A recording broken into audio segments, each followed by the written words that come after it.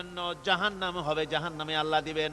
আর ওই জাহান্নামে যখন লোকটা পড়ে যাবে, জাহান্নামের অবস্থা এমন হবে, লা ইয়ামুতু ফিহা ওয়ালা ইয়াহইয়া, সে বাঁচবেও না মরবেও না, জীবন মৃত্যু একটা অবস্থা সৃষ্টি হবে। ওই জাহান্নামে নারুল্লাহিল মুকাদাতুল্লাতী তাত্তালিউ আলাল আফইদা, জাহান্নামের প্রচন্ড আওয়াজ, এ আগুন উৎক্ষিপ্ত হয়ে তাদের কলিজা পর্যন্ত, অন্তর পর্যন্ত স্পর্শ করবে এই আগুনের তাপ।